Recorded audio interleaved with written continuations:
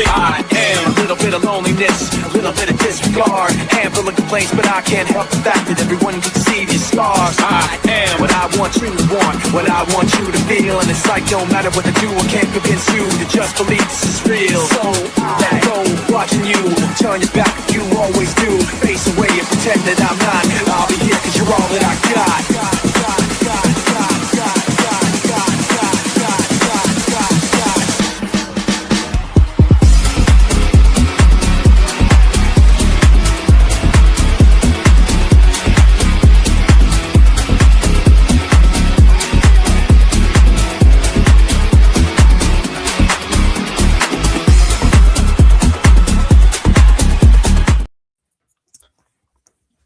Welcome all, we're back again, Loading Mag NUFC for Top Table Talk, and I may not be talking as positively as I normally be because for obvious reasons, and I expected a bit of a smile on Jamie's face, but there isn't as yet, and maybe there will be as we get along. But boys, we've got everyone on the panel, myself, Daz and Chris are back, we've got Andrew back in the house repping Chelsea, big game tonight. We'll get onto that, no doubt about it. And of course, we've got Jamie in the house, which, as Newcastle fans, won't be too thrilled to be hearing him waxing lyrical, but I'm sure he will be. But boys, how are we? Everyone all good? Yeah, all good, man. Yeah, all good, thanks. All good. Can't complain. Well, we can complain because there's three at the top yes. here. We're not happy. We're not May. End of the season now. Sign us off, end of the season. Look, we might as well start there. And look, Rich will be joining us, giving his bit of perspective anytime soon. But we might as well start there. And look, we've had our rant, Jamie, on our reaction show. We've given our frustrations about the result, the performances, the season. But from your perspective, from a Liverpool perspective, is it all smiles and rainbows now, or is it just one good performance? And not to get too wound up in it all. Where are you at, mate? I suppose it's just one. For me, it's one good performance. You know, I'll take one game at a time there. If we perform well today and we perform well next week, that's all good. I'm not looking into the future. I just look at every game as it is. And the Newcastle game, Newcastle played in a way that Arne Slot likes teams to play against him. You know, and he went with the three sort of wingers up top instead of like strikers that he can put the ball up to. A bit of a weird choice from Howe. But yeah, Newcastle played well for the first 20 minutes. Better team, no doubt about that. Started on the front foot, started strong, passing well, playing down them wide areas really well, attacking aggressively. And then got your goal that you deserved. There's no doubt about that. But as soon as Liverpool equalised, the whole game completely turned, and Liverpool took over really and started playing some nice football, you know. But I enjoyed the game. I enjoyed the performance, especially between Ekatike and Florian Wirtz. Their combination play at the moment is, it's maybe the highest in the league right now for a partnership, in my opinion. But them two. Them two asides was out for good performances from a Liverpool point of view. Graham Birch was good. But Kirkes is starting to really become that left back that Liverpool fans thought they were buying now. He's starting to really get himself at home in that position now. And Dominic Szoboszlai, 2 games against Newcastle at right back, performs well again. And it's weird. I think there's more questions on the Newcastle side than there is on the Liverpool side just after this game, personally. You know, I was shocked that Eddie Howe went with the 3 wide, quick players up top. I can understand why, because Liverpool's weaknesses, and I get it, but Liverpool struggle when you have a big target man up there they can hold it up to and stuff like that. And Newcastle not a player that against us, especially away from home, was a bit crazy to me. And once Liverpool started get going, especially after you scored, the way Newcastle eventually played into Liverpool's hands, in my opinion. Yeah, we talked about it. I think we didn't we say, lads, that it worked obviously for the first half of the game and then fizzled out. Would we have done anything different? I think we would have, wouldn't we? Would we, Daz, Chris? We'd have definitely started with either Voltemada or Wiesa, because that's what we said in our match preview. Yeah, well, look, we did a 2.5 hour reaction show to, as you said, Pete. We covered the match, we covered the team, we covered the selection, we covered the manager, the owners, everything. Then who should be here next year and everything. We went a detailed tour analysis, and there's loads of little shorts that we clipped up on that as well. But would we have done something different? Yeah, we all thought that we'd go with 5 at the back, and then very much like what we saw at PSG. But with injuries, Niggles that kept them out, Botman and Miley, and obviously not having Bruno, which I was 100% sure Bruno was going to start, but wasn't even on the bench for us. It meant that we had to go with. Did we? We went with anyway. The 4-3-3, and I would have had Wiesa up there. I know. I think you boys were saying Nick Voltemada up there, but I don't know. It hasn't worked for us up front in the last little while. Anyway, it started okay with Nick Voltemada. It's once we got Wiesa back, it started okay as well, but there's nothing really clicking for us now. We're still standing a little bit deflated and despondent. You can tell Jamie and Andrew in the way that we're speaking. We're not best pleased about what we saw at the weekend and where our season might well be going. But Chris, would you have done anything different? I mean, we talked about 1 or 2 things. In hindsight now, is there anything that you would have changed about the team? Obviously, besides maybe the strikers, because that was probably the obvious thing. Would you have done anything differently at Anfield, even in game, for example? I mean, I know we were all expecting 5 at the back or 3 at the back, depending on how you look at it. I do think that was a mistake not doing that. Obviously, we heard that Sven Botman wasn't ready to start the game. So, you could argue that maybe we weren't able to do that. I do still wonder now, and hindsight's a brilliant thing, isn't it? But I do still wonder now, could we have thrown Jamal Lascelles in there? Could we have thrown Emil Kraft in there? Could we have, maybe utilised Alex Murphy in some way? I don't know. But for me, I would have liked to have seen 5 at the back. I think that was the way forward, particularly after that game midweek against PSG, where we performed so well. And it did actually make me realise that, playing with a double pivot in the middle of the park with your 2 high fullbacks, that seemed to suit Joe Willock and Jacob Ramsey. So, maybe that is something that we should have done. But as I said before, hindsight is a wonderful thing.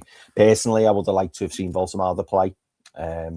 I agree with what Jamie says, in terms of like putting somebody up against Van Dijk and Canate and basically asking them questions, whereas Gordon posed a threat. Of course he did, but not quite the same threat as maybe someone who's a bit more of a traditional number 9. And I've worded it like that because, some people will argue that Voltemada isn't a traditional number 9, but he's probably more of a number 9 than what Anthony Gordon is.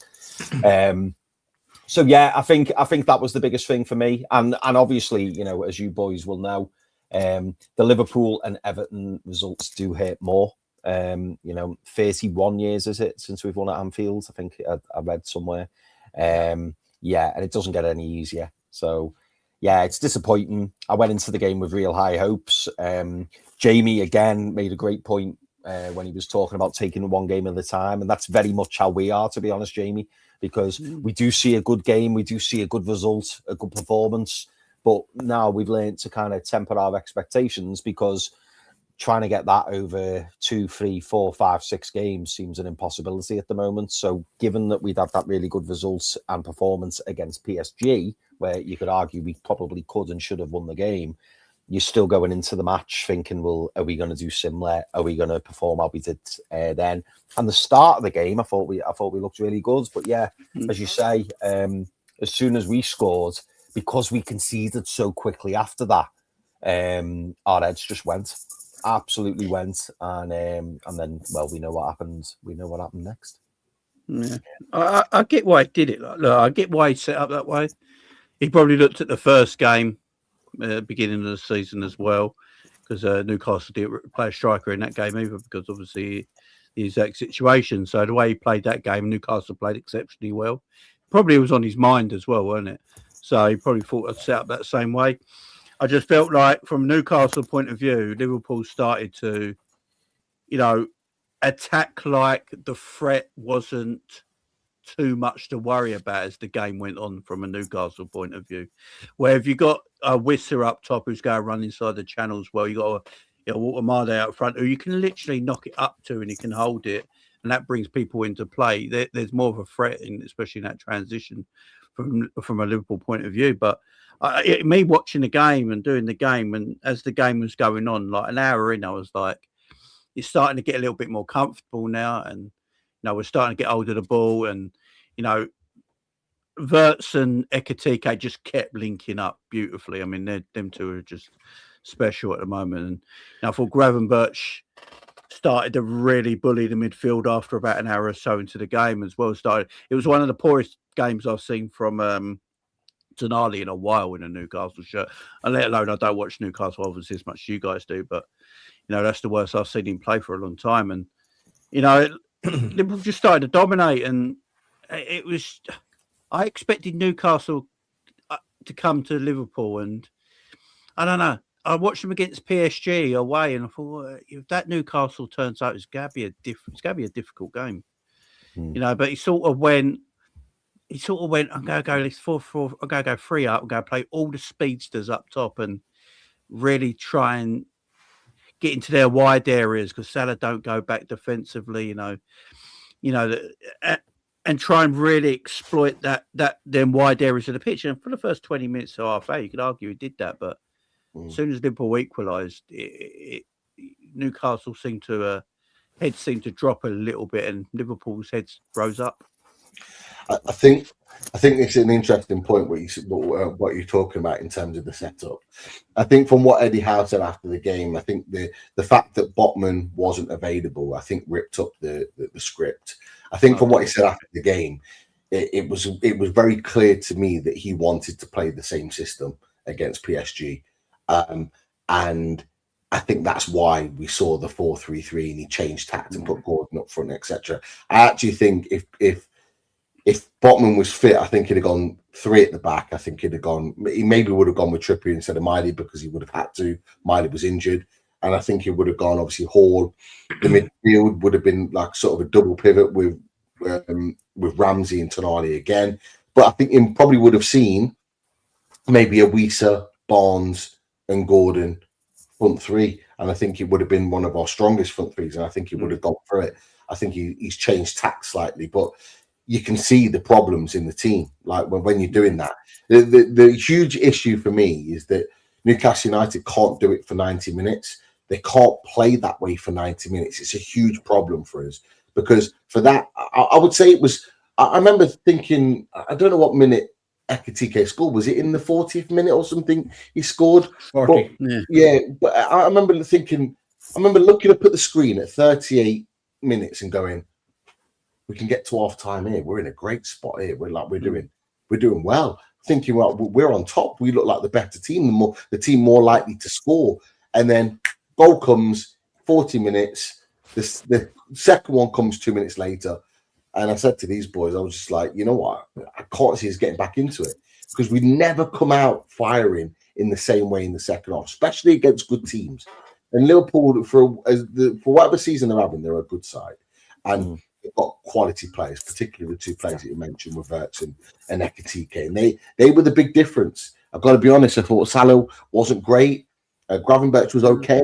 I thought he did well. But those 2, Wirtz and Ekitike, it's special. Big difference in the game. Look, as a Liverpool fan, that's all I enjoy watching at the moment. I ain't gonna lie. If I got a chance to watch Wirtz and Ekitike play at the moment, I'm taking advantage of it, because there's a chemistry starting to bond there where they're playing closer together now than they have previously this season. Like, they're never more than 10 yards apart from each other, which is great when you've got players of that caliber. You can link up the way they're doing right now. Liverpool always have a chance to win football games. The rest of our team is what's got to, solidify a little bit stronger. I mean, Salah was poor, yeah. There's no doubt about it. Salah was like terrible. But do you know the thing with Mo? even a really shit, terrible Mo Salah still has 2 players on him. Yeah, because of his because of the attention of the Mo Salah and who he is for the years. Teams will never let Mo Salah, even if he's crap. Managers won't let Mo have space because they know at any second he could do something. So they still put 2 players on him, and because they put 2 players on Mo, in the last few games when I've been watching it, Liverpool seem to be attacking better just from Mo being on the pitch because he attracts players, even if he's crap. It gives space to the other players on the pitch to invade in that area and makes the opposition team think, right, we've definitely got to mark Mo, even if he's crap right now, because we know his ability. But then you got Ekatike there, you got Wirtz there, and it's just freeing people up in space and giving us a little bit more balance right now. So it's a weird one because, as you say, I'm not going to stick up for him. He's a legend. I love the man, but yeah, his performance has been they've been wank. But him just being on the pitch is just massive to the opposition, if that makes sense. It just going off slightly, just veering off because you've talked about Salah. Obviously, we've talked about it on here before with regards to Salah in his future. Do you think this is his last season at Liverpool? Do you think he's gone in the summer, or they'll give him another year after this? Where are you at with it? Well, he'll have a year left after this summer on his contract, the same with Virgil. I think Virgil stays till his contract goes, and I think Salah goes in the summer. Obviously, Liverpool, I think there's still a bit of tension there between the manager and the player. I don't think that just gets forgotten and put out of everyone's mind. They do it in front of the camera, tell you it's forgotten, don't worry about it, fans forget about it. Managers never forget about it, do they? That's face facts. Managers remember this stuff. No matter what the player is, they remember it. And I think if Liverpool want to move forward low, and this is me saying it, and I'm massive, Mo Salah's my guy, I love the guy, but he's going to be regarded as a Liverpool legend. He never has to worry about his legacy at Liverpool. He's, I think, our 3rd all-time top goal scorer. Who would have thought that? Yeah. He's a legend, but he's 33. You got Isak in, you got Ekatike, and you got Wirtz in. Next season, they're going to be the front 3. And that's the 3 that are going to get us all the goals next season. So we don't really need Salah for that goal contribution because of the players we've got there. And it's about moving forward as a team. So I think Liverpool will let Mo go at the end of the season. He'll get his send-off in the last game at Anfield. Big ceremony, big send-off. Thank you very much. And he'll probably leave the following in the summer, in my opinion. Would he stay? I don't know, because we know what Mo's like. Mo don't want to sit on the bench. So you can't keep hurting the football club by not buying a player in that position who's going to move the team forward with another guy who's a superstar, but he doesn't want to sit on the bench. So I think this summer he goes because of that. Sorry, I waffled. No. What do you boys think? Do you think they should keep him for another season, or do you think it is time for Salah to go? For me, I just want to first say that Lewis Hall did a great job on him, as he does on everyone. He's absolutely unreal. When you talk about 2 players, I know you're just talking about Lewis Hall there, but do I think I think he's going to go. But I actually thought that last summer as well. So, and I imagine as Tom put it in the chat there, Saudi is the obvious choice for him, and as we have said before too, they're going to be looking for an awful lot of players too, with a lot of them players that they originally signed on a 3-year contracts all kind of coming to an end. So there'll be a big influx of new players in the Saudi Pro League. So definitely, and he'll be the poster boy with Ronaldo kind of slipping off there as well and refusing to play now as well. So there you go, ready made. Absolutely. Do you think it's time, Chris, that Salah goes? Do you think it's time that he moves on? I think so. I thought he'd go last summer, if I'm honest, a bit like Daz. I know that allegedly a big offer came in. I thought Liverpool would cash in.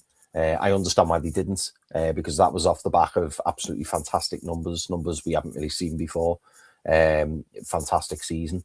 So I get why they give him another year. But I think the hierarchy are probably looking at it now. And I know it'd be interesting to hear Jamie's thoughts on this as well. But for me, going forward, it does very much feel from an outsider looking in that it's either Slot or it's Salah. Now, some people could argue that both of them could leave, and I could also see that happening. But if the board are going to back Arne Slot and give him another year, I just don't see Mo Salah staying for another year with Arne Slot. I just don't see that happening. What I wanted to ask you, Jamie, as well as that was you spoke then about playing Hugo Ekitike, Alexander Isak, and Florian Wirtz up for as your front three, if you like. Would you keep the same formation, or are you going to be playing Isak and Wirtz as a two, maybe with Wirtz in behind? And the reason I asked that is when you signed Alexander Isak after getting Hugo Ekitike, one of the first things we said as a channel, we were kind of looking at it and going, well, Alexander Isak can play on the left, Hugo Ekitike can play on the left, but would either of them be happy potentially playing on the left? Now, I know it could be the right because I think Wirtz will play off the left. So do you think that you'll change your formation up and maybe play with the both of them through the middle? And the reason, I know that's kind of not in fashion these days, but the reason I ask that is because surely either Ekitike or Isak, whoever's shifted out to either wing, is not going to be happy that they're not through the centre. Now, I know there'll be fluids and I'm sure there'll be swapping going on, but it's still being that main guy through the middle. Do you think that's something that Slot or maybe someone else who comes in looks at? Yeah, it's a massive issue because obviously I think Liverpool's main striker throughout the summer, before it was even spoke about, was always Alexander Isak. I was talking about this back in like the end of last season that I think Liverpool's main striker that summer was going to be Alexander Isak before anyone's name was mentioned. And I thought that was always the case. But with the unfortunate passing of Diogo Jota and Liverpool wanting to get rid of Darwin Núñez anyway because he's shit, they had to they had to get two forwards in. And I think with Ekitike, obviously Liverpool do a lot of data search and all that, and they know Ekitike is a good player. That's why they went for him in the first place. But I don't think they realise how good he is, and he's top draw. I look at strikers around Europe at the moment. I don't think there's many better than Hugo Ekitike even now. Right now, I don't think there's many, and he's only 23, and his ceiling's only going to get higher and higher. And the problem is Isak is a British record. And Isak, look, we all obviously know Alexander Isak here, but Alexander Isak is obviously a quality striker and a guaranteed goal scorer and has good link-up play as well. They're going to have to find a way because Ekitike is not a bench option now. He has to play. And if Liverpool want to go down the thing of having maybe a wide player that's more of a creator than worrying about goal scoring wingers that Liverpool have had in the past, like Mane, Salah's, Cody Gakpo's. They've all been like goal scoring wingers, inside forwards almost. The goal scorers more than relying on a striker because Bobby was our striker, and even Jota when he. God bless him, when he was alive, obviously, he wasn't an out striker. He could play off the left, he could play the 10, he could play in that 9 position as well. Now Liverpool got 2 of them. And I think you can replace them goals from wide forwards with these three players. So you could play the 2. The thing with Wirtz and Ekitike, what I've noticed, they do a lot of their great work in that left-hand side channel.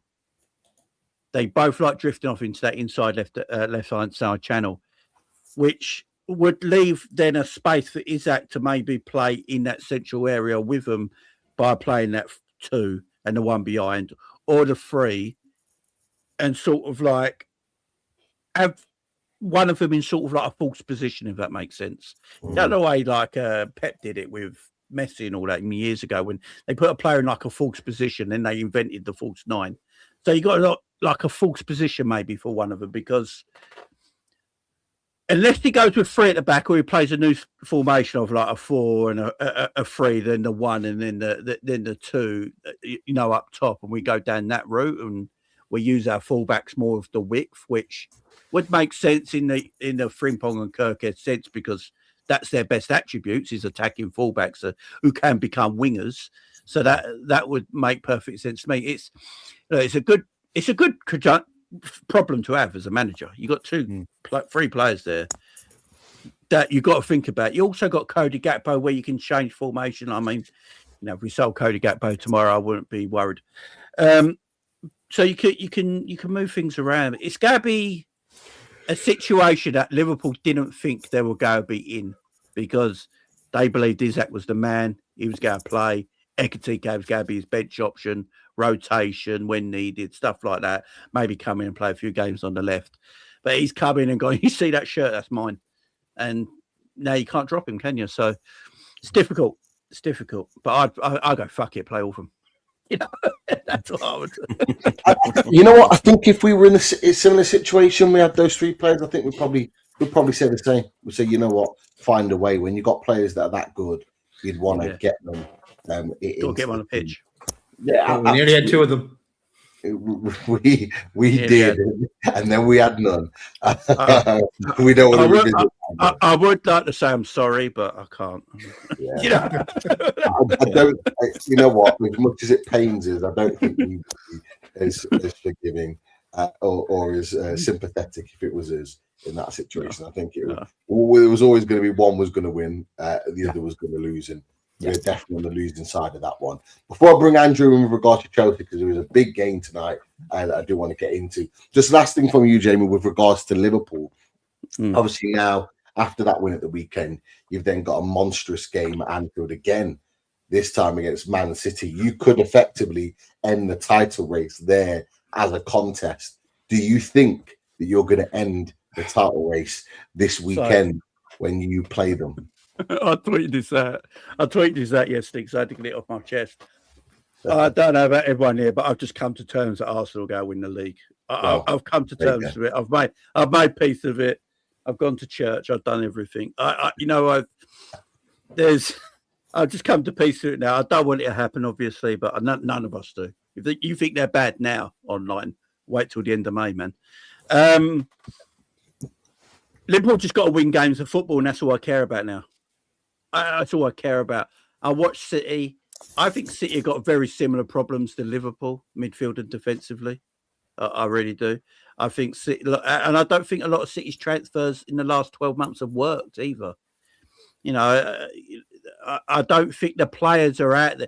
Pep wants a particular kind of footballer to play his style, and they either don't exist anymore, or people like Pedri and that are locked down to like lifetime contracts at Real Madrid, Barcelona, where you can't get hold of them.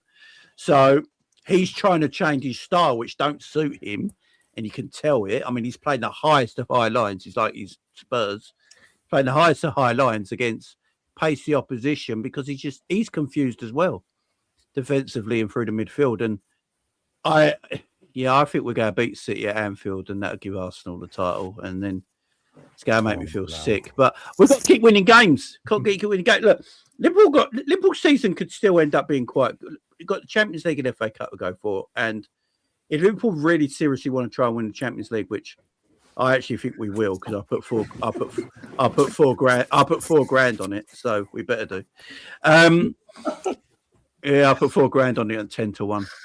So if Liverpool need to win that, they need to find momentum. And to find momentum, you've got to keep winning games of football, ain't you? So we just have to do our job on the weekend, and if Arsenal win the league, they win the league. So be it. And here we are. You go to Andrew, Peter. You go to Andrew. Shameless. Let's ignore Rich. I'm shameless. I'm shameless.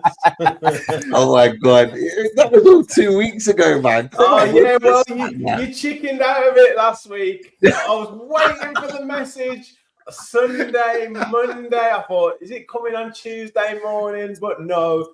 So I'm absolutely shameless. Yeah, so forget about this weekend. It's all about last week. I hear it, Rich. Top stuff. Even though it's at our expense. I just hope we get to do this back, lads, in the FA Cup. I'm not feeling very confident about it. The season isn't over yet. Now we have something to live for. For that reason, Rich, you've given us renewed hope. I like it. But welcoming Rich as always. We'll come to video in just a second, but I did want to just sidewind on to the big game tonight. So Arsenal against Chelsea at the Emirates. Obviously, 3-2 game, massive, balancing act. Anything could happen on there. Andrew, are you confident? Is my first question that you can turn it over tonight? No. Oh, okay. Tell us why. Because they're better. That's why. And they're at home. So and they're 1-0 up. So essentially, and they're literally playing their strongest lineup.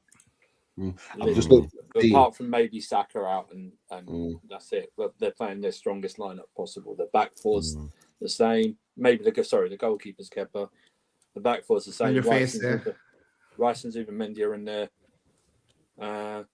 So they're basically playing the strongest lineup possible. And I mean, we're playing a weird back three with Gusto and Cucurella as wing backs. No Reece James in the team. No, he didn't pass. Him and Neto didn't pass fitness tests. So no, they're not. Palmer on the bench. Palmer's on the bench. Esteval's on the bench. So we're managing Palmer's minutes. So until he gets up to full speed. Andrew, quick question: does Palmer ever play against Arsenal? Well, he's on the bench. Because it just seems like he's never around when Arsenal play Chelsea, is he? It's like Lavia's always fit to play Yormouth. Yeah, like Lavia, the Liverpool-Chelsea game, Lavia's fit. The day after that game, he's injured. He's back in training, by the way, Jamie, so that's his aim. There you go. So when we play each other again, there you go. He's back. That's his goal. I think you win tonight. Listen, I think we need a really opening penalty, red card, the type of win, to stand any chance. Listen, it's extra time it's extra time tonight. If we win by a single goal in 40 minutes, it goes to extra time. So there's no away goals or anything like that in the League Cup like there was before. I think VAR is involved, so it can happen, but it's going to be tough to do. But we'll see. I was going to say, it looks like to me, and it could work. It looks like you're potentially going 3 at the back, low block. Yeah. Arsenal aren't good with low blocks. They don't deal with it well. Obviously, they'll get the set pieces and stuff from their goals, like they generally do, but they don't deal with low blocks. I know we've been to Emirates a couple of times, lads, and we've done well with our low blocks from a Newcastle perspective. We've caused them issues, but you've got that counter-attacking, with the likes of Enzo Fernandez, you've got João Pedro and Liam Delap up as well. So you've got the counter-attacking threat. It's not out of the realms of possibility that it can work. Does anyone else on the panel think that Chelsea could do this tonight? I'm looking at they absolutely can. They can. My biggest concern is Sanchez. When you're talking about them set pieces, it's him losing his head and just doing a mistake and then going off. Now, I think the first goal's key. You mean like the 2 in the first leg? Yeah. First goal's key. If Chelsea score the first goal, it's game on. But if Arsenal score the first goal, then it's a mountain to climb. It's going to be a very long night if they score the first goal. It's going to be If it was 1 or it was level, does it go straight to penalties or is there some extra time? It goes extra time if it's level and aggregate, and then it goes to pens, obviously. So, so that'd be. I always think it's just half time. It's 1-0. So there's a chance, but it's a very slim chance. It's not that common. We can't play like we did at the weekend in the first half against this mob because we'll get destroyed. So, Might see you in the final, Andy. Never know. two miracles. And you know what? Is there a third place playoff the day before? No more games. I don't want any more games. I think that'd be the final that I think people would want to see. Newcastle against Chelsea in the final. I'd take that all day long. I'd see you again then in the Champions League. Yeah, well, it could be. Yeah, it could be next. What's the score? What's the score of the Newcastle City game? 2-0. 2-0 City. And we've got to go to the Etihad now. Oh, you got to go to the Etihad. Yes. I can't remember the last time. If he plays, Man City's defence isn't great. If you play Verdemide and Whistler up top, and just literally go for it, you could cause City a lot of problems. We might as well go for it. We absolutely might as well go for it, because there's no point losing 1-0 and trying to hold it tight at the back, because a bit like tonight with Chelsea, if we get the first goal, everyone will start getting a little bit jittery, won't they? So absolutely. Would you go 4-3-3 then and just go for it, or would you go 3 at the back, be difficult to break down from a City Get perspective, to half time and try and nick them on the break? What way would be best against City at the Etihad? Because I'm torn. I'm with you. I think we should go for it because we've got nothing to lose. But at the same time, if we do go for it, I'm just not convinced that 4 at the back with Trippier playing, and I have to emphasize Trippier playing because he is going to play, because Miley's not fit again, and we haven't got another right back. I'm not convinced the 4 at the back with Trippier in it keeps them out. Listen, I think you need to. City concede goals, obviously we saw that on Sunday against Tottenham. So you only have, someone's just there that the Carabao goes straight to penalties. You only have, I know it sounds stupid, but you only have to win 2-0. So you can still structure. It's extra time and then. Oh, is it extra time and penalty? Yeah, well, you can structure the game in the sense of keep it tight, catch them on the break to get 1-0, see how it goes for the rest of the game, and then really go for it last 10-15 minutes. You don't have, do you know what I mean? You don't have to go all out at the start, so it's still there to win, like this and tonight, for Chelsea it's 3-2. It's not out of, Arsenal haven't been unbeatable. Arsenal haven't been unstoppable. So it's not out of the question that you can't get a 2-0 win. Absolutely not. No, I think that it would. It's just. I think it's just the. I don't know. It's hard to look at this lineup. It's very defensive. I know there's wing backs in it, but even Guston. Well, he might be doing the same thing. He might be like, look, if we're 0-0 with 20 minutes to go, I can really open up and go for it. Yeah, that's why he's got Palmer and Esteban on the bench, so it's possible that could be it. Just get in the game as quickly as long as possible. Stay in the game as long as possible, even at 0-0. Do you know what I mean? If we start peppering them, then that crowd, which is not a good crowd anyway, like most grounds, it's not. You know what I mean? You might hear a bit of the nerves. You know what I mean? So. And we all know the away support's always louder at most grounds anyway, isn't it? So if you start giving them something to cheer about, it gets louder and louder. But it'll be interesting to see. Like I said, they'll obviously have Santos and Caicedo sitting and push Enzo a bit further up to be with Pedro, and that I just want them. Listen, I just take shots. I don't care if they're blocked or anything like that. I'm not for this cutback shit. I keep saying, do you know what I mean? Just put the ball in the box the first time and see what happens. Yeah. You know what I mean? Yeah. That's what I would do. I'm taking anything. I'm taking own goals. I don't care. I'm taking anything. Reflections. Couldn't care less. Just shoot the ball, see what happens. Because we've seen it before. And Kepa's rubbish at long shots. I know because I've seen him play for my club. So just take long shots. You know what I mean? Just test him out. That's what I would do. You got players that can do it. Enzo Fernandez proven it before. Caicedo, I think he scored an amazing one against Liverpool. It might have been at Stamford Bridge. That's what he seems to do is score. He scores bangers, doesn't he?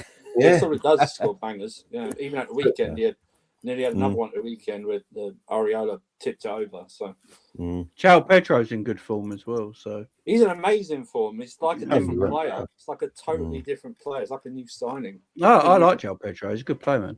I do like João Pedro. I think he's just been. Been told to just play his natural game. So trying to be a number 9. Do you know what I mean? Just play your natural game, and the goals will come. And we've been begging him to shoot, and the last few games he's just been popping that ball in. It's a couple of the 2 goals against the Napoli, especially the first one, goal against Brentford. Yeah, and even on Saturday he changed the game. There's no way we win that game without him playing on Saturday. He's one of the main factors. Obviously got a goal and an assist, but yeah, he's been excellent. Him and Fernandez have really, with their goals, really stepped up So it does seem that Rossini's put an arm around him though.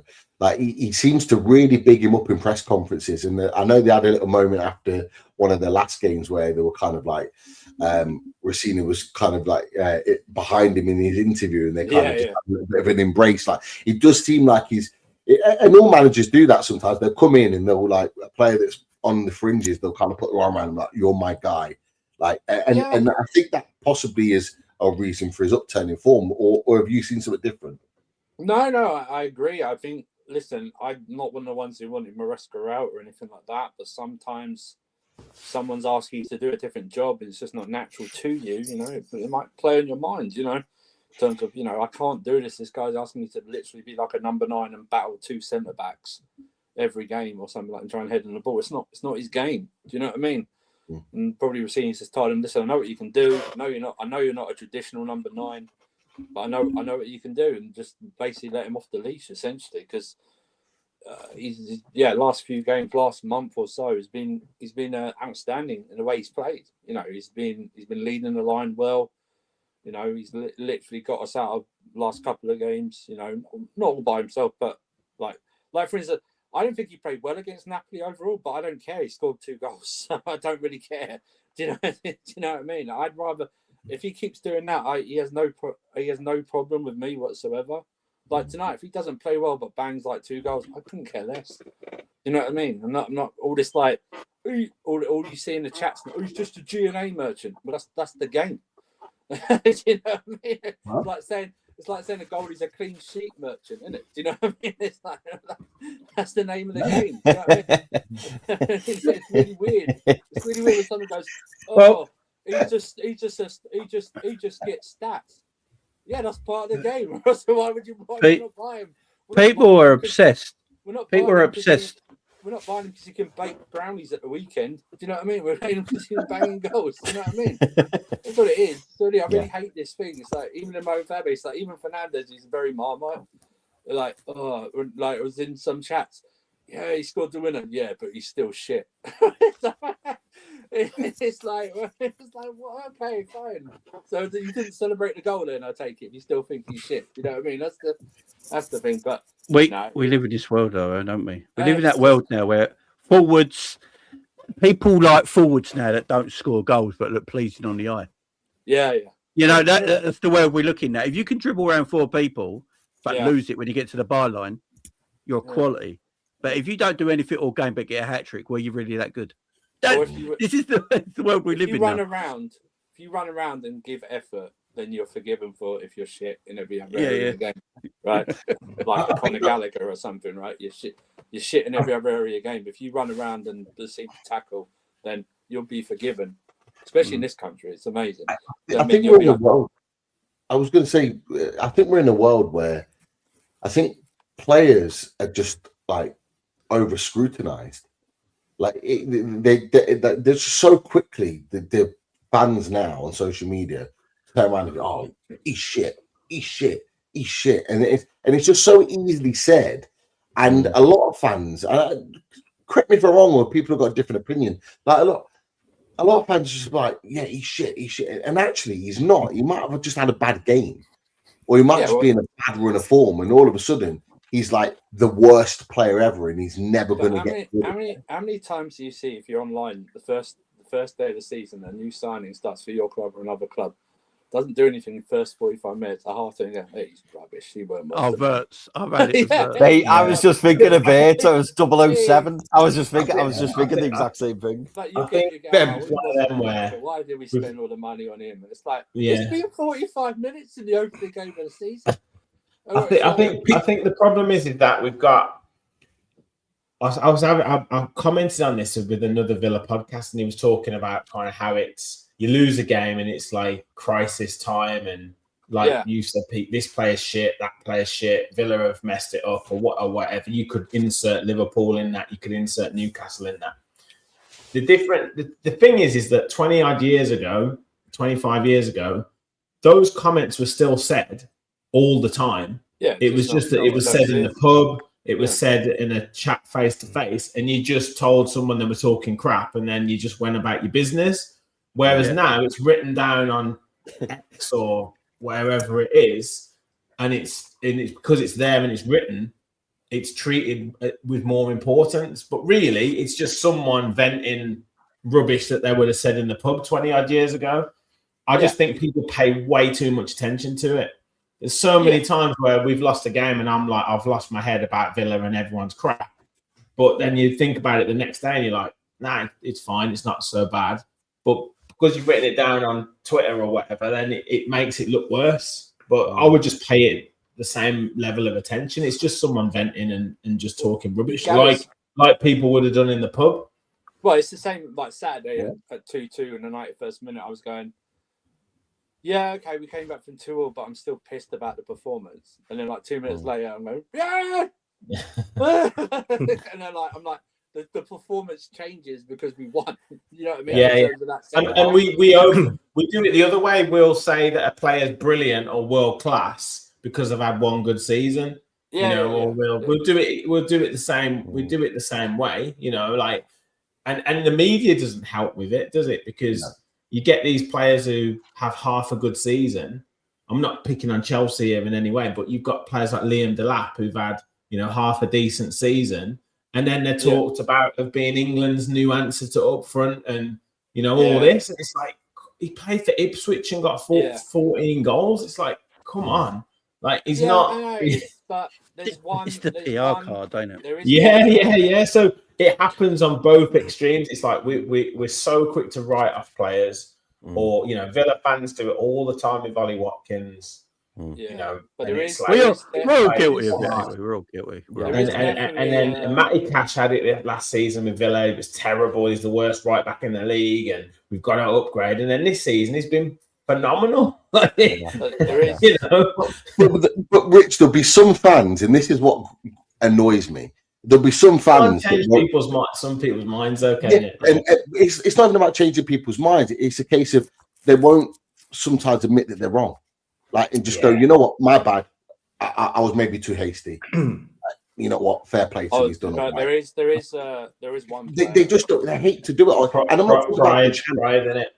Social media is the worst because you've got some people that are just like, we're getting it with Newcastle United now. We're getting it with Eddie Howe, and we're getting it with certain players. They're rubbish. And they'll literally build a whole case and people backing them, surrounding them on this one thing, and then something changes. Like Eddie Howe does something really good, and all of a sudden it's like, but,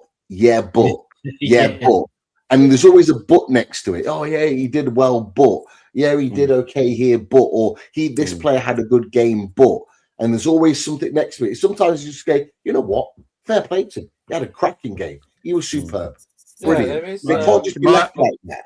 It's my favourite one. Annoys me. There is one player that I will never say that for, and that's my number 49, Garnacho. Utterly appalling player. That's fair. That was one of the worst. I didn't think I knew he was going to be crap, right? Because I've just seen him 3 years at United, right? So it's not going to convince me. And I don't care about who was managing him and all this. All that chaos. He's rubbish. But that performance on Saturday, that was. He allowed Wan-Bissaka to look like a combination of Yamal in attack and Cafu at the back. Do you know what I mean? It was ridiculous. And what I don't like is the way he feigns like he's going to help. Like he looks like he's going to put an effort in and gesticulates and stuff like that. He's an appalling attacker. I've watched Chelsea for a very long time, and I don't care how much money is spent. He's up there with one of the worst signings ever. He got you 2 goals in the first leg. See, the thing is, from the bench. In the cups, I don't mind him in the cups. In the league, he seems to want, when he dribbles, he wants to go with the ball and phase through a human being. Like, not actually go past them, actually go through them, literally. Like, phase through them as like... Joe Linton style. He is appalling. And honestly, he gave away... This is just in the first half. He gave away the ball 15 times on that left-hand side. And I was going, stop passing it to the left-hand side. You get rinsed by Wan-Bissaka on the left-hand side. Wan-Bissaka. on the left-hand side. He's good defensively, I'll give him that. But Wan-Bissaka, honestly, appalling. And you've got some in the fan base go, oh, don't worry, he'll come good. What? What have you seen? What have you seen about where? Where has he come? He is a net. He's a net negative. That's what he is. He's a net negative in the league. Honestly, if you like, when he went up against Lewis Miley at right back, good lord, he didn't even test him. Yeah, Miley's a 6 foot plus right back. Do you know what I mean? It's like just put the ball past him. Didn't even bother. And he had chances in that game. Oh. Good Lord. To touch on your point, Pete, you made a really good point. When you were talking about Eddie Howe, and I was looking across the panel, at all of our managers. So it is definitely a social media and that like narrative, isn't it? And just to put you boys in perspective, you will have seen this, you'll have heard this. We've tried to remain as balanced as we can about Eddie Howe, but there's a big chunk of our fan base that no matter what happens now, Eddie Howe's got to leave. And there's other people who will just blindly back him no matter what happens. And we're probably somewhere in the middle. Sometimes we sway more this way, sometimes we sway more that way, but we try to see it on a game-by-game basis. But it was interesting because I was looking, as I say, at you three boys, and Andrew's apparently got a PE teacher now as his manager, and that is the narrative, and that's what anyone will say now. And he's only had a few games, and obviously he's trying. Then you've got Jamie there, who's got Arne Slot, who last season could walk on water, and this season everyone's questioning him a bit. And then you've got Rich, who, by the way, Rich, I'm a big fan of Unai Emery, so I'm not downplaying him here, but you would think Unai Emery was like God. Like, everybody holds Unai Emery now in like this high esteem, and I'm not denying the fact that I think Unai except Emery's one a man, fantastic manager. Oh yeah. Of course.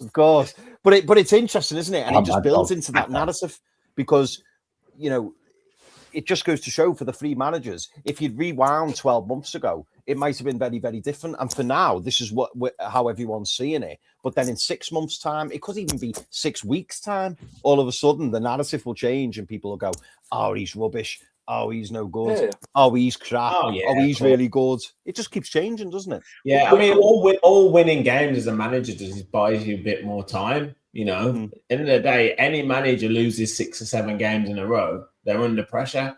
It doesn't matter who you are.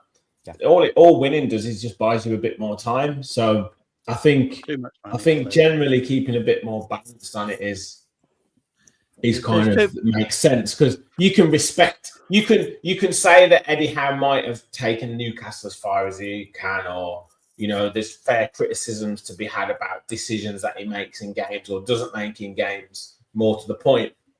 But you can still respect what he's done for the club. And the same with Unai Emery. Like, he's been a phenomenal manager, and he's brought Villa moments and times that we wouldn't have dreamt of.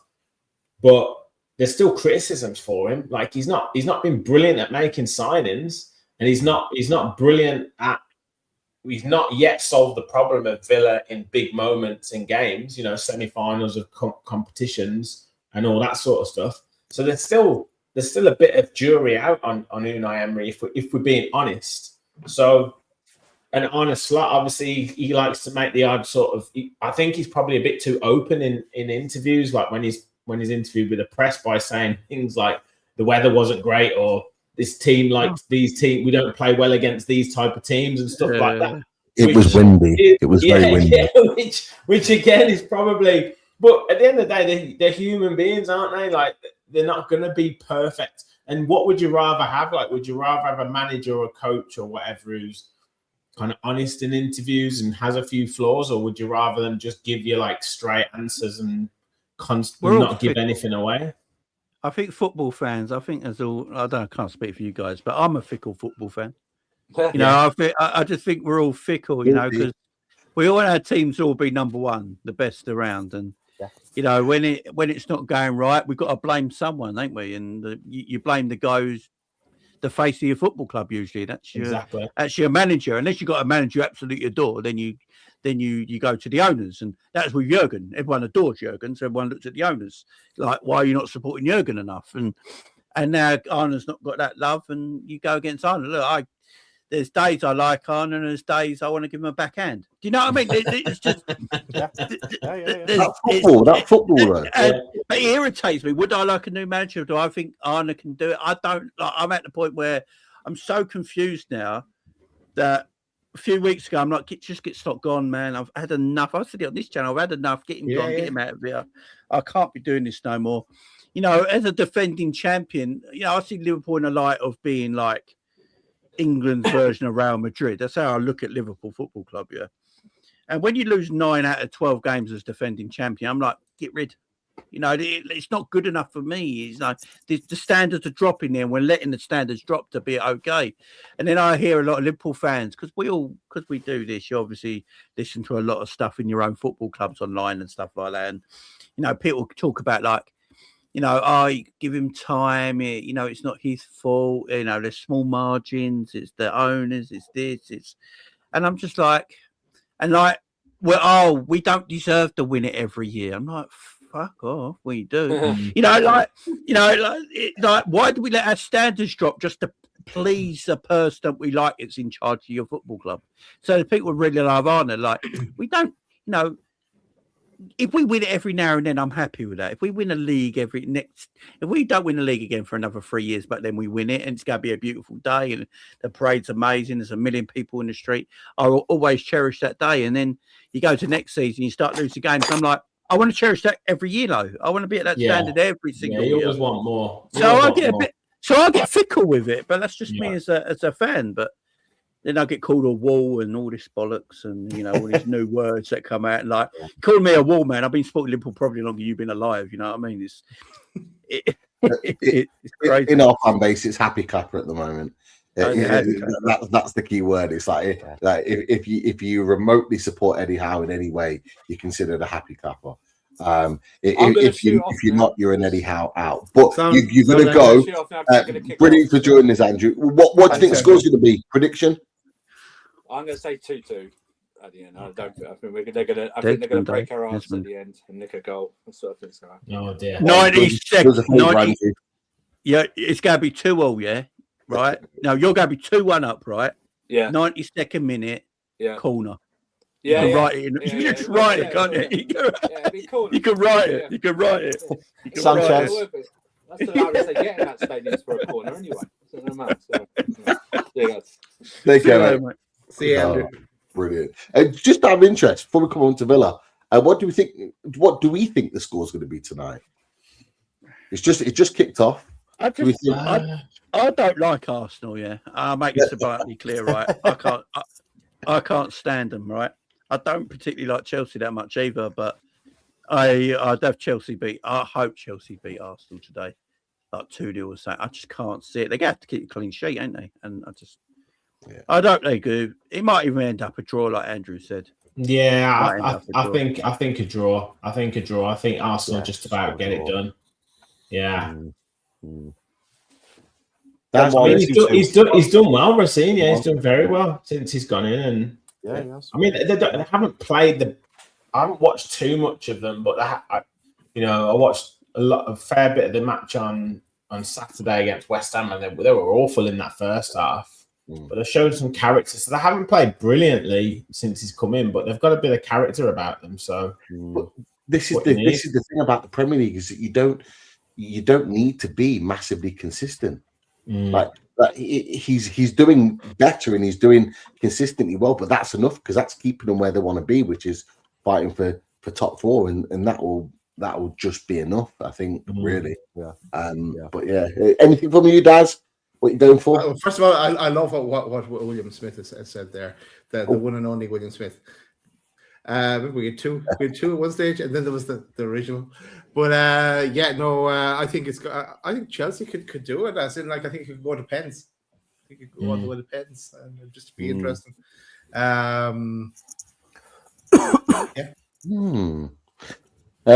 Interesting question from William Smith. I hope we see the plan in the summer. Is what. Well, before that, I said it to you boys the other day.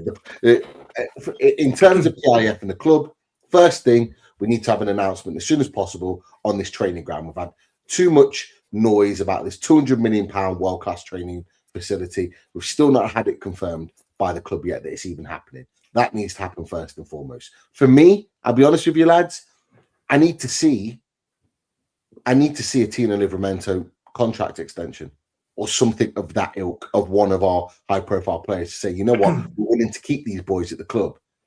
That's the other thing that I want to see before now and the end of the season, because we're not going to get the investment, and then it's all to the summer.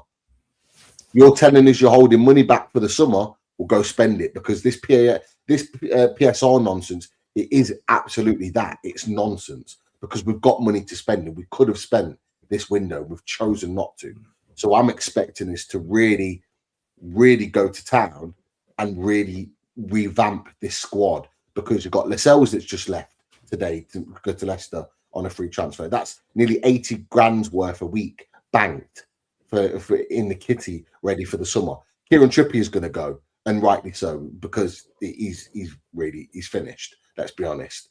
You've got Shaw that's out for 3 months and is out of contract in the season. He could well leave potentially, and then you've got players that are more likely to be sold, like the likes of Joe Willock and players of that ilk. Emil Kraft will go on a free. So there's just 5 players that I've mentioned. It could be even more. And that's to add to this squad that's already lacking depth. Big decisions need to be made. Can I ask a question? Because I'd love to know this. Do PIF hold Newcastle as the highest priority as their other projects? It's a great question. It doesn't feel that way, Jamie. I think it did when they initially came in. And Daz has mentioned it a few times. This is our famous sign. The chairman came out and did this and said, we want Newcastle to be number one. We want to be number one in the world. So obviously we all got really excited. But I think now, come the summer, they'll have been here 5 years. Got taken over in 2021. So there it is. There's the famous finger. So we saw that interview, and you can argue that there's things that have stopped that from happening or prevented that from happening straight away. But the difficulty from our point of view is all this time we've done our very best to try and move on the players who are no longer good enough, or who should have moved on a long time ago. And slowly but surely we've done that, and we've now only got a select few, you could argue, who have come from the previous time. Jamal Lascelles being probably the most. The one who maybe should have moved on a long time ago, and obviously, we thank him for his service and everything. But he was one of the old guard, if you like. But now we've started to lose players with last summer. We don't need to talk about who that was. And I think we were hoping that we were going to have a big summer, and then we were going to back it up every transfer window. One thing that was quoted from the previous directors who were in, Amanda Staveley and Mehrdad Gadouzi, was that they were going to spend every penny possible to try and improve the squad and kick us on. And so far, we've seen since they've left that doesn't always feel or seem to be the case. And we're hearing things that are coming out, such as in the January transfer window, we can't spend because of PSR. We've just sold Alexander Isak for 125 million. So money's there. The money's there. Yeah. And when you hear, because I think they own 4 clubs in Saudi, don't they, as well? Yeah. So, soon to be free. Obviously they got less restrictions over there with PSR and all that, obviously. But I've noticed that when they want to do deals, I think some of their deals sometimes counteract what Newcastle want to do in the market as well, when they're going after players from certain other clubs that make other clubs richer in the Premier League, that then might go to Newcastle and cherry pick their top players because Newcastle got some very good footballers. And that doesn't help, Newcastle, because, I think Newcastle are a big team because I was born, before 1992, when football apparently didn't start.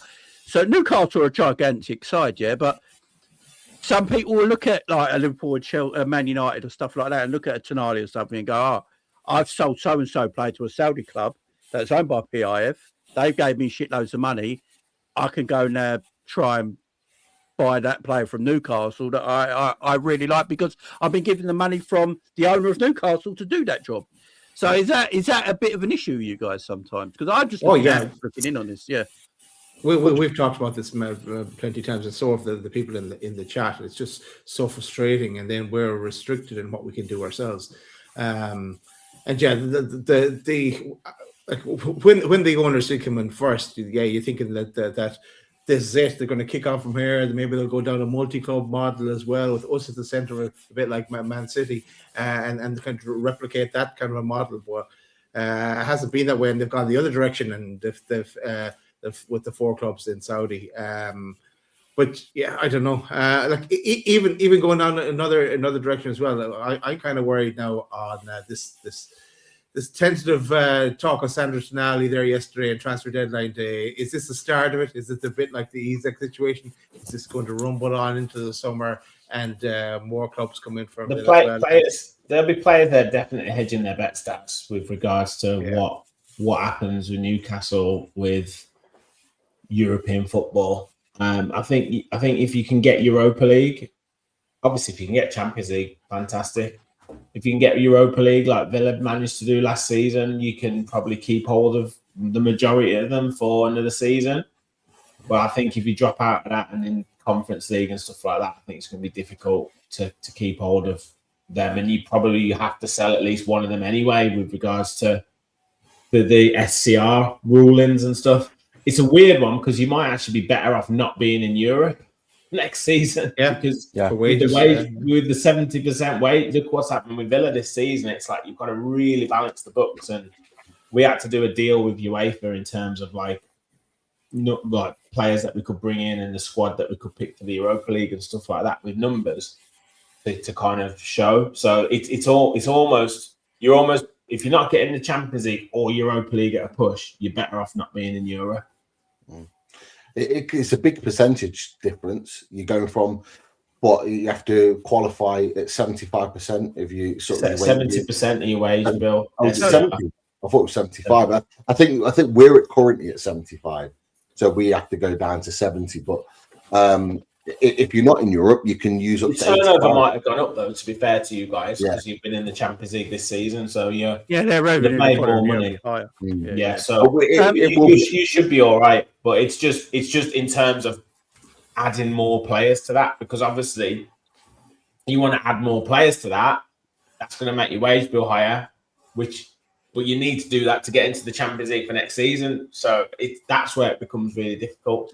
I think the academy thing is massive though for Newcastle. I've said this so many times. Obviously, they need a big academy, a great academy. Yeah. That's where I know you've had some good players come through. Don't get me wrong, Miley and one or two others, but when you can sort of sign the best players from around the area and beyond, you could sign players from the Scottish leagues. Villa are signing players from the Scottish leagues. You could be signing players from whole Northeast, and then you do the old sign them at 15 and send them out on loan and all that. That's how you should be generating money, and I don't see Newcastle doing that enough. And that's where that whole academy thing will come in, because if you can have a state-of-the-art academy, then you'll be able to sign the best players from around anywhere. We're years away from that, Rich. That's because of a point you made a few months ago.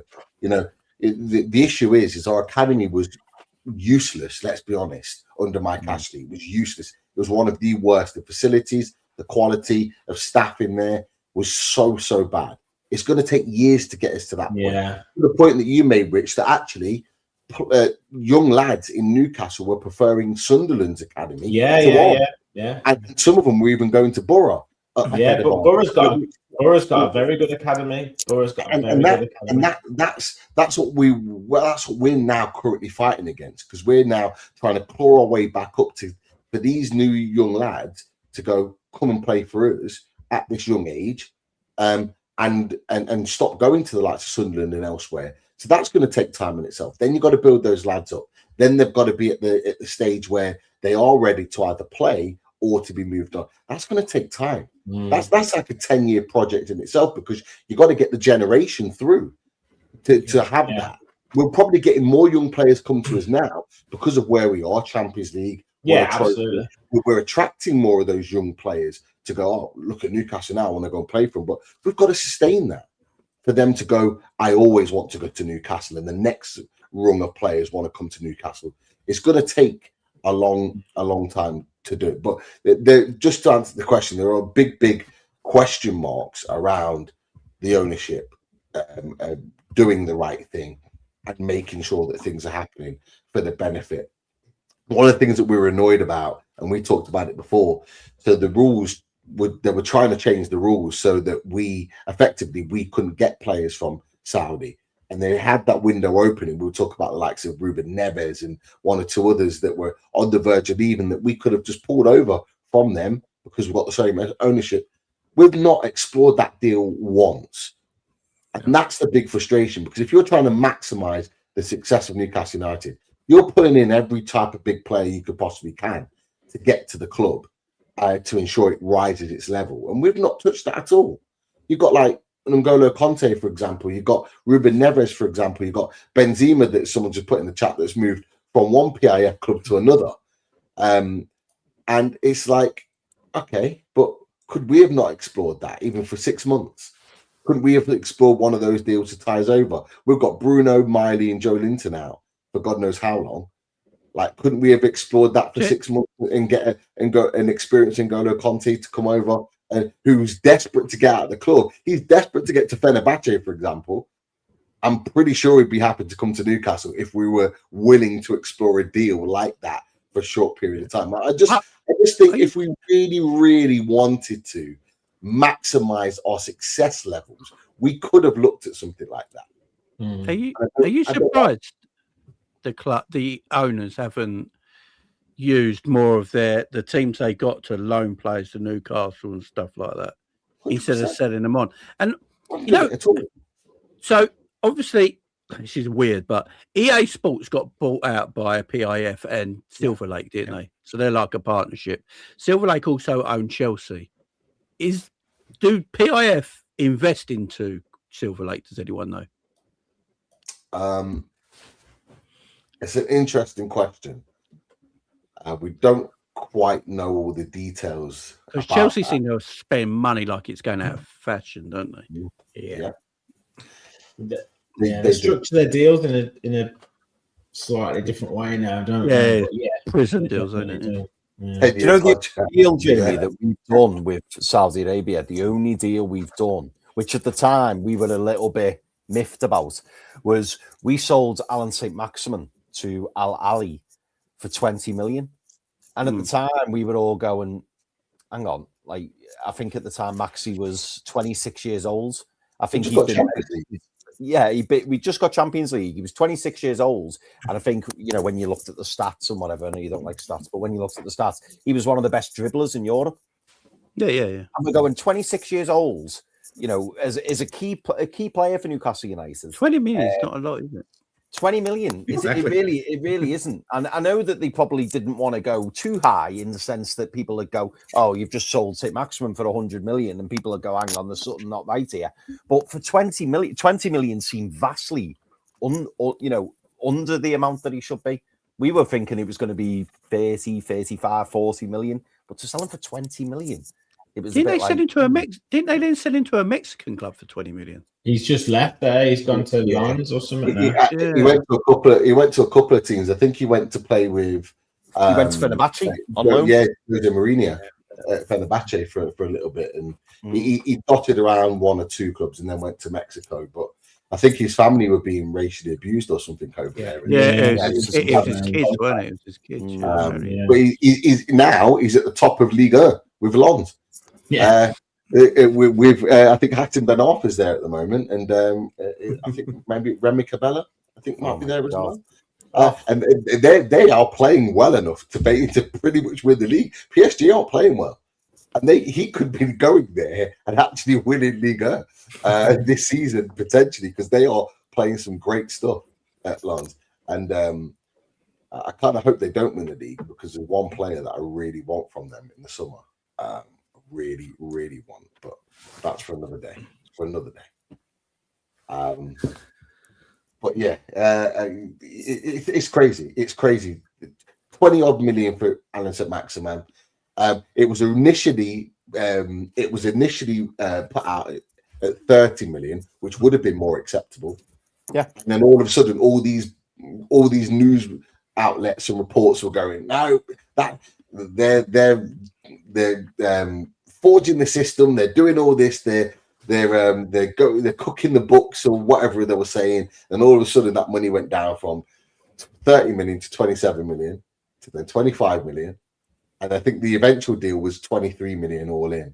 And it just went down incrementally, and it was just like, yeah, something's not right. It's ridiculous. And I can't remember whether it was before or after. And this is no offense, Jamie. It was either before or it was either just before or shortly after. Like Liverpool then sold Jordan Henderson, who was 35 at the time, for 13 million. And we were like, hang on, 13 million. And then you sold Fabinho, I think, for 40 million. And it was like, we only got 20 for St. Maximin. PIF paid for our summer, man. That's what I'm saying. They paid for our summer, Nunes.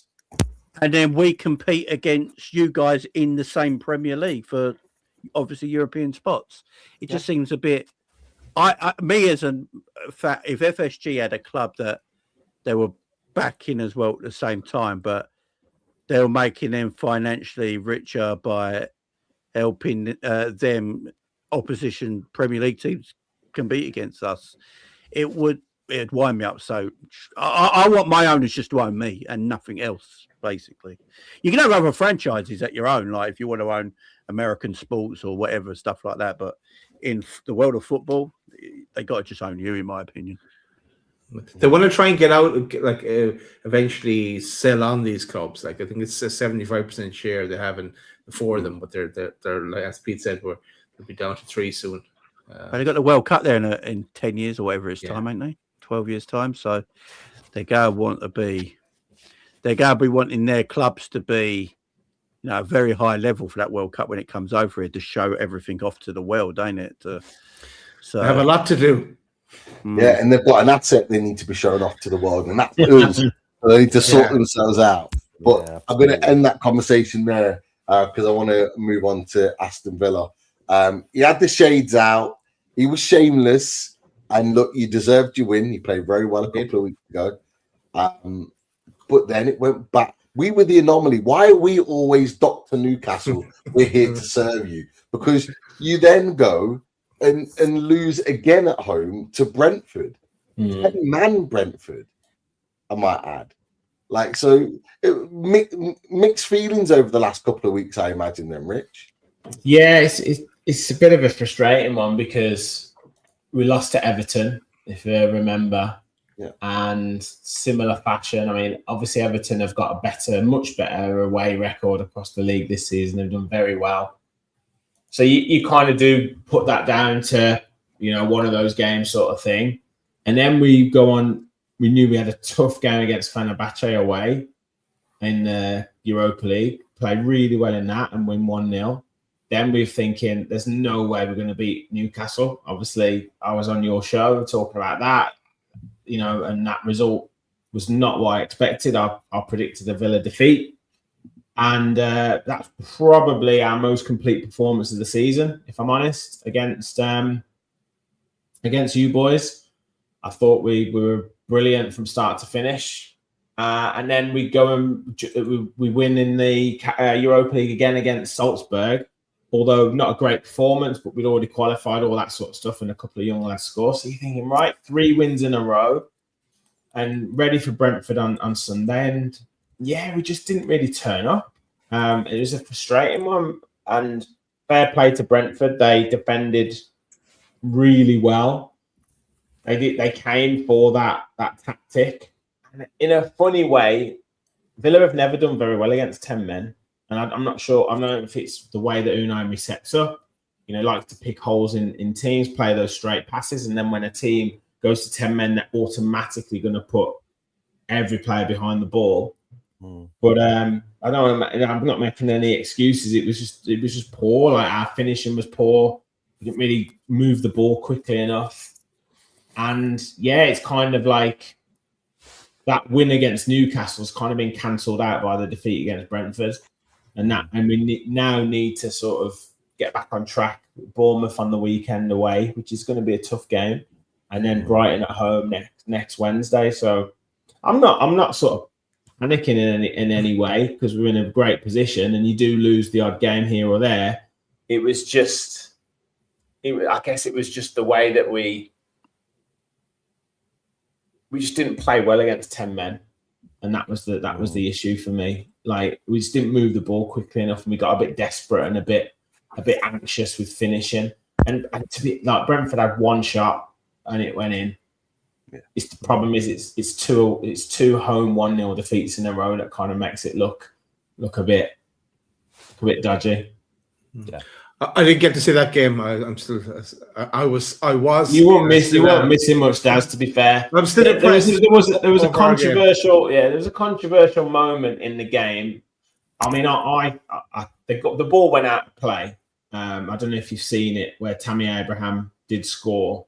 The ball went out of play, in my opinion. It was just the fact that it was 20 seconds after it was like there was so much time between the referee not giving a decision or the linesman not giving a decision to then it go, and that was right in the corner of Villa's defensive area, Brentford's attacking area. 20 seconds until the ball went in the net, and it went in the net after a rebound off the goalkeeper. So that's the only sort of issue for me, is like how far are you going back with a decision? Yeah. It's not that the decision was wrong. It's like you've got a referee and a linesman on the pitch. The linesman's meant to see if the ball's gone out and give the decision. That's the point. But we didn't play well enough to break them down ultimately, and that happens. You know, you lose these type of games. The horrible thing is Brentford have beaten us 3 times this season. Oh, the Carabao Cup as well, wasn't it? Yeah. Yes. Yeah. Are they still in the FA Cup, Rich? Eh? Are they still in the FA Cup, Brentford? I don't know. I don't know. I hope you don't get them in the next round.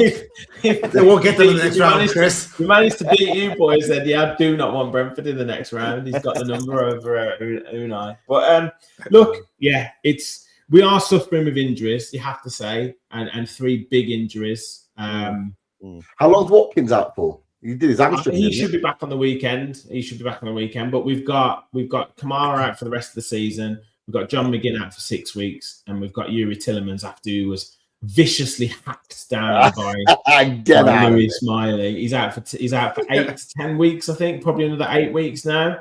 You should have tried to foul our player then. You lose. You've got boys who've got the same. You've got Joe Linton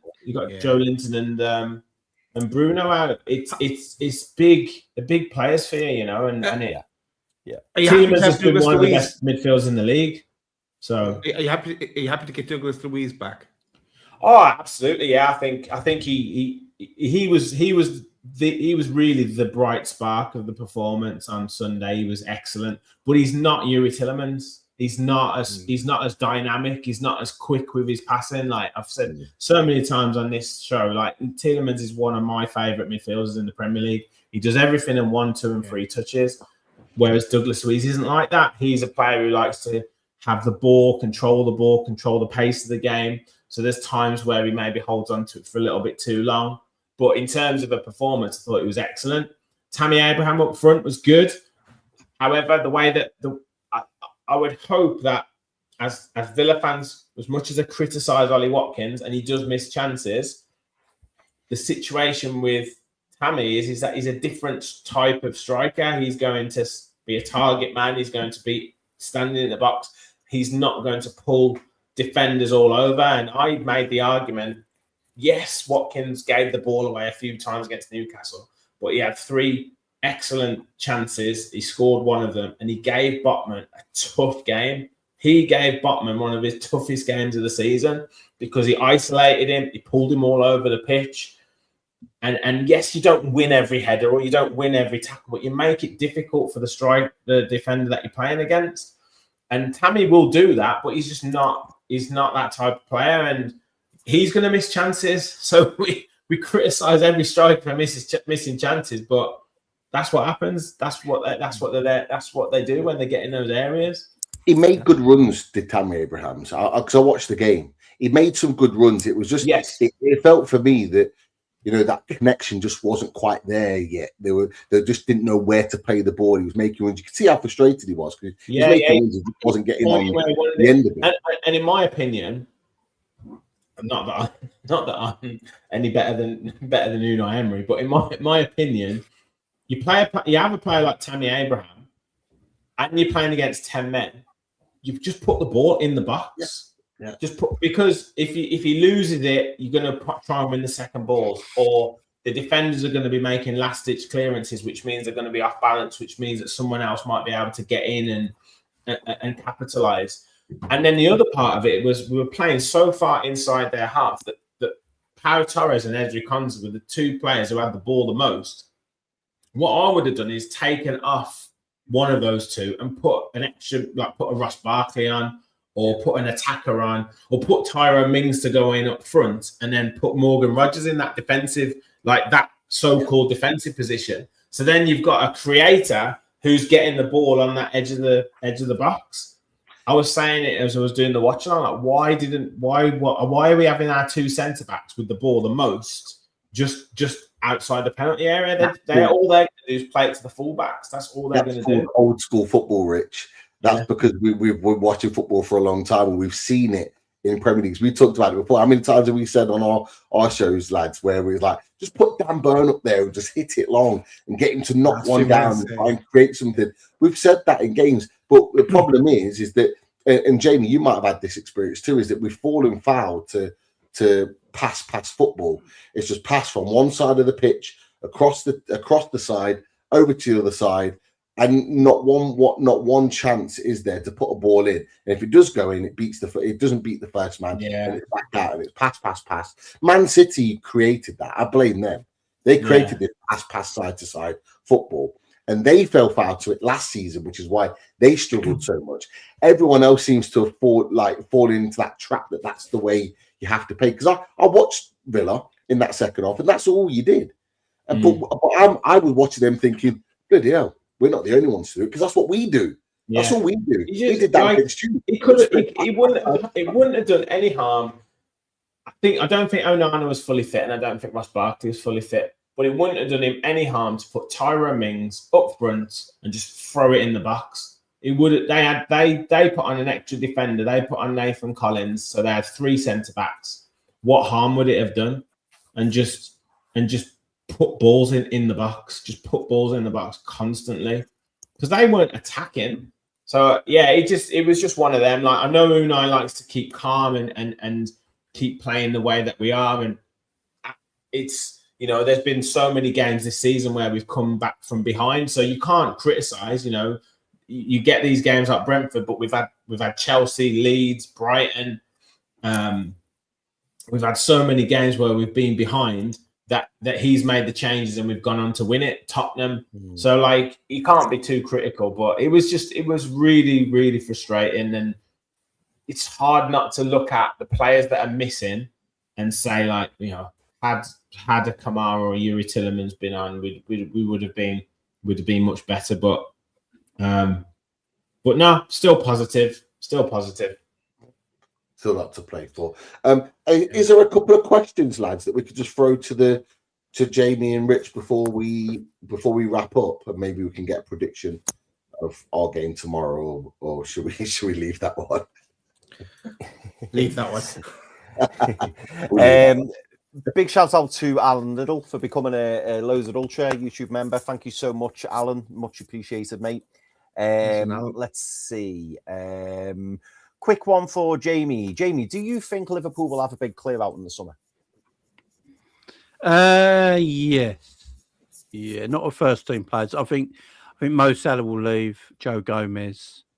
I think Kanate actually will go on a free transfer. Endo will go. 7% will go. And Harvey Elliott will go because he'd probably go for three more games for Villa by the end of the season. So that will probably happen as well. And then that partly funds the money we needed by Morgan Rogers. So yeah, that will be. I've already said 100 million. I'll drive him anyway. I think no. I'm only joshing a little bit, but Well, Morgan Rogers is a weird one because, I know someone I know quite well who gets quite a lot right for me at the time says that he's Liverpool's main summer target. So I think Liverpool actually tried to get him last summer as well. There was talk Liverpool actually talking to Villa about Morgan Rogers last summer, but it couldn't happen. But that might be something Liverpool look into. That's part of the reason why Elliott was thrown towards Aston Villa as well. I think there'll be the players that leave. It's gonna be another big summer for Liverpool, especially after that round table PR interview that came out today with Arne Slot, Richard Hughes, and the CEO of Liverpool, Billy Hogan. So it looks like they're keeping Slot and they're going back in massively in the summer. Michael Elise keeps popping up as well. His name keeps popping up. I see, Jamie. I don't know if it's going to be affordable for anybody because, why would he'd want to leave Bayern Munich when he's having the time of his life out there? Plus, if you go try and get him out, he's going to cost you what, 120? Bayern probably won't. Yeah. He's world class. He's arguably the second best right winger in the world at the moment behind Lamine Yamal. So, it's going to cost you a lot of money. Yeah. And another one as well for you, Jamie. Where do you think Liverpool will finish this season? Nice. between third and sixth. Whatever. I think it's going to be. I think it's going to be extremely tight. It's going to be difficult for Liverpool now because they fell off so badly, and Villa have done it so well this season. And I got a lot of time for Aston Villa. I really like Aston Villa. I like the Villa fan base as well. Proper fans, proper team. I'd love it to be Liverpool, Villa, City, Arsenal in that top four. That'd be the top four I'd like.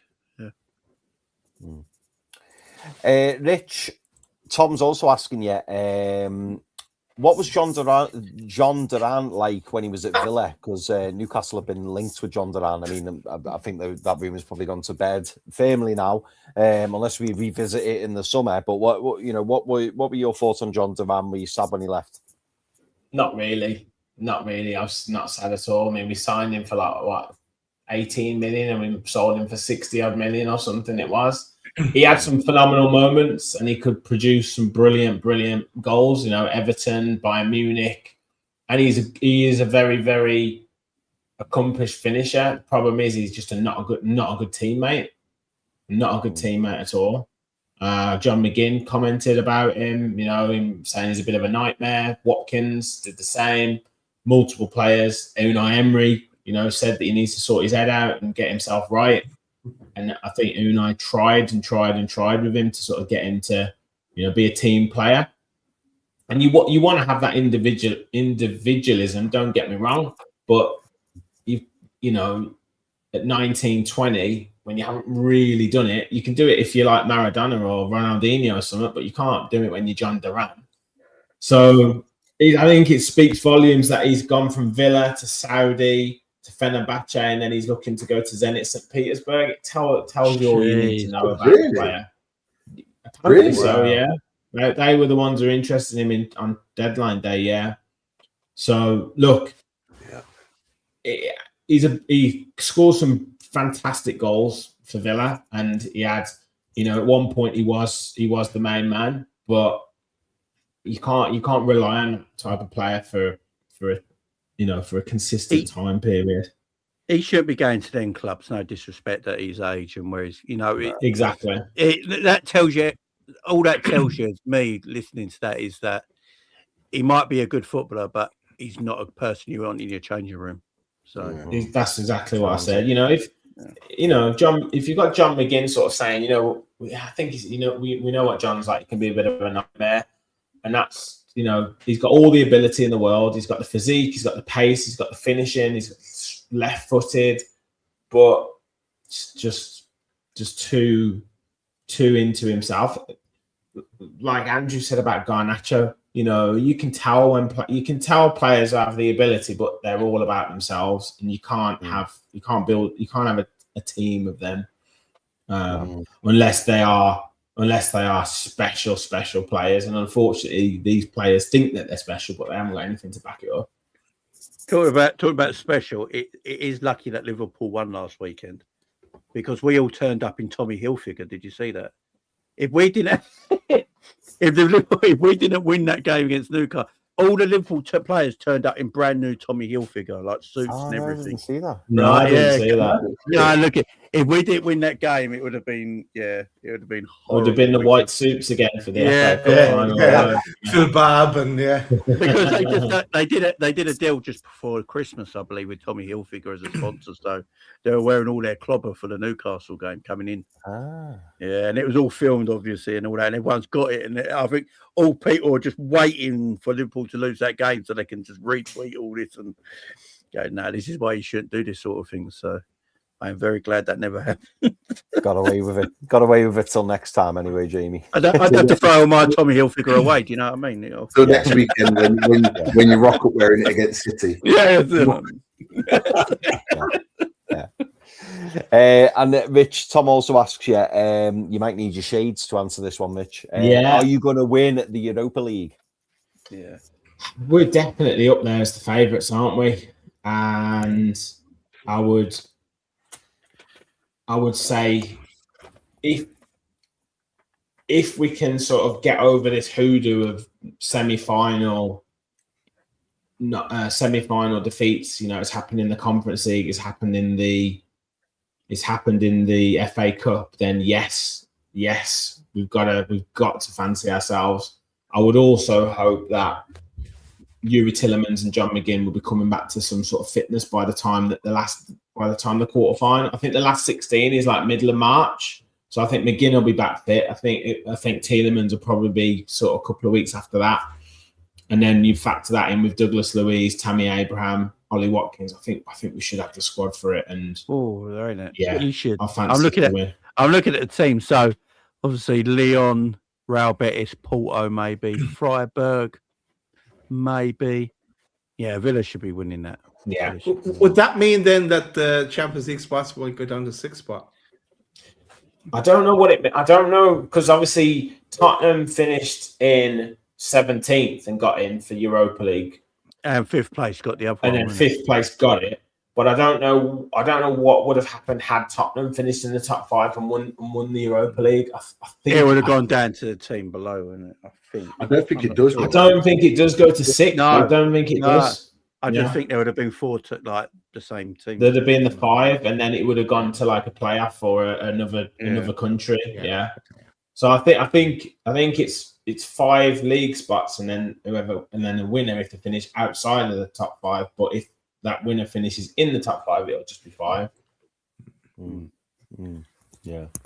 And then I'd absolutely love it. By the way, like we'd to get a trophy on you boys had it last season, and you can't take that away. Carabao Cup, I was watching the game with Newcastle fans. It was brilliant to see that, and it made me want to experience that even more. So yeah, I'd absolutely love to finish in the top 4, and with what we've done this season is brilliant. If we could finish 2nd or 3rd would be amazing. But I mean, if we dropped out of it and finished 6th but won the Europa League, that would be don't matter, does it? Don't matter. That would be phenomenal because we've won a trophy. Well, there's nothing better as a football fan as winning a trophy, is it? Nothing better. The thing with that Europa League, I think English teams could dominate that Europa League for years to come. Because you don't have the Champions League drop off no more. I don't think the level of teams in Europe at that level, like the B level in Europe, touches the B level in the Premier League. No, so I think they could dominate that. And if you finish in the top 8, obviously you get straight to last season. But if you finish top 2, like Villa have, you get your away leg first and the home leg second, all the way through, all the way to the final. Yeah. If it's any one of our selected top 8, and I'm being very selective with the top 8, so you're looking at Arsenal, Man City, Liverpool, Man United, Tottenham, and then Villa, and those. If you're looking at any of those 8, if any of those 8 drop into the Europa League or get into the Europa League, they smash it. We're automatically favourites. Yeah. Dropping in this season automatically made them favourite. If it's next season and it's us, for example, if we're lucky enough to get in it, Chelsea or whoever, you're automatically favourites because your quality of team, the budget that you've got in terms of your ability to spend is just so much bigger and stronger than anybody else. And to be honest, the teams in it just aren't great. I mean, the teams I'm looking at that could potentially rival you in there is like Roma and Lyon. And after that, I'm looking at teams, I'm thinking, actually, there's no one really that's on their day might surprise you, but ultimately, across 2 legs, it's going to be, I can't see Villa losing, 3-0 in an away leg. I can't see it against any of those teams. Yeah, we might lose 2-1 or 3-1 even, but like you take them back to Villa Park, you fancy your chances of turning that around. Do you think Emery sacrifices maybe that top 4 position to win Europa League, knowing that it's the same result, even if he so as you said, if you finish 6th in Europa League, you're in Champions League anyway. So it's the same. You get the same end goal, because to keep going at top 4 in the Premier League and to try and win that at the same time, although I think you should be able to anyway. Yeah, it's still a big ask, ain't it? Yeah, it's a good question. I think 15 games to go? I think we need 7 wins. So will he bank? I think these next 2 games will say a lot in terms of what the priorities are. The Bournemouth and Brighton. If we get 2 wins out of them, then it's all go for Champions League. And Unai wants that. He wants to do it via the league as well. Yeah. Even though I've said all this stuff, there's still a jeopardy in competitions. So I think it's about 7 wins, like 64 between 67 points. Should get you 5th. Get your wins. Jamie's asked that question because you play Liverpool the second last game of the season. That's why he's just trying to. Liverpool at home and Man City away. Last 2 games. I'm hoping it's done by then. Though. As I said, I'm happy for Villa and me, and that'll be in that top 4 because I like Villa. But I look at Europa League. If you think of the teams in England, the teams that are 5th and 6th at England are better than all the teams that finish 5th or 6th in the other European leagues. Yeah. And the funny thing is, let's face it, UEFA restructured this European competitions because the English teams had too much money. And they wanted to finance the other European sides to compete with English teams. The problem is English teams are dominating the new European format and just getting richer. And this is the 16s qualify or something for the last 16 or 5 of them and qualified for the last 16. For the Champions League, got the Europa League team to qualify for the knockout stages in Europa League, and they're just going to get richer and richer and richer off this because the money that the Premier League generates is just so much more than every other team in Europe, any other league in Europe. So, yeah, they tried UEFA. They tried. They give them credit, but it doesn't look like it's worked. It looks like they just made English teams richer, if you ask me. Yeah.